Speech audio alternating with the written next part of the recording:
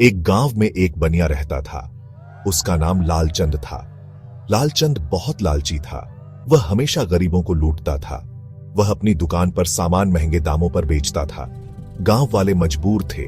उन्हें लालचंद की दुकान से ही सामान खरीदना पड़ीड रहता था। लालचंद पैसे का लालची था। वह गरीबों का शोषण करके खुश होता था।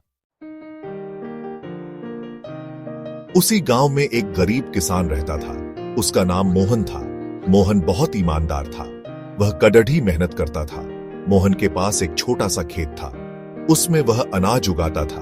हर साल मोहन अपनी फसल लालचंद को बेचता था। लालचंद हमेशा मोहन को कम पैसे देता था। एक दिन मोहन अपनी फसल बेचने लालचंद के पास गया। लालचंद ने फसल देखी। लालचंद ने कहा, यह फसल तो अच्छी नहीं है, मैं तुम्हें बहुत कम पैसे दूंगा। मोहन ने कहा, सेठ जी, यह फसल तो बहुत अच्छी है, मैंने बहुत मेहनत की है। लेकिन लालचंद नहीं माना। उसने मोहन को बहुत कम पैसे दिए। मोहन उदास होकर घर चला गया।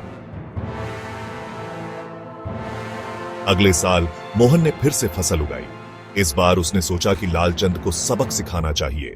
मोहन ने अच्छी फसल के ऊपर खराब फसल रख दी। लालचंद ने बिना देखे फसल खरीद ली।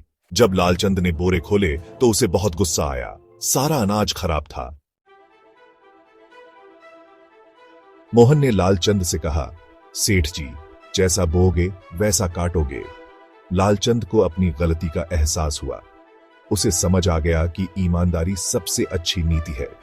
इस कहानी से हमें यह शिक्षा मिलती है कि हमें हमेशा ईमानदार रहना चाहिए।